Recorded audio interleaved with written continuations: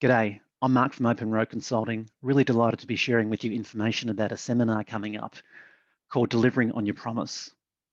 The seminar's for leaders and teams that want to get better at delivering on performance outcomes while taking care of people. And this is important because in my experience in working with organisations for more than 10 years in a range of different industries, is that in order to achieve sustainable performance improvement, you need both accountability and care. Some organisations or teams are good at one, some are good at the other, but it's rare that teams and organisations are good at both. So in this seminar, I'm going to be sharing with you an approach that I learned many years ago that helps people have better conversations that result in both accountability and care.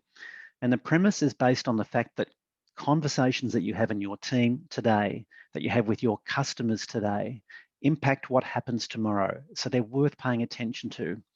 And the other part that's important is that it's in those conversations that you and your team make promises to one another and to your customers. And one thing we know is that the reputation of organisations, leaders, and teams is largely determined by how well people think they fulfil their promises. A good analogy is a 4x100 metre relay team. In a great relay team, you have athletes who focus on running their leg of the race as fast as they possibly can, but also doing great baton changes that are seamless and smooth, that allow the next athlete to run their race as well as they can. Great organisations do something similar. They focus on getting good at the task at hand that they need to do, building their expertise in that particular task. But they also focus on the interactions and the conversations between people. They pay attention to that, which allow others in the organisation to work at their best. And together, that results in everyone performing better and organisations thriving. This approach is important and it works for a few reasons. The first is it focuses on skills and practices that anyone can build over time. The second is that it empowers people. This approach doesn't put people in boxes or typecast them or stereotype them, but it provides people with the skills to be able to observe themselves and others in these interactions and to be more skillful and adaptable. And the third reason it works is that it works. This approach has been used around the world for more than 30 years in a range of different organisations.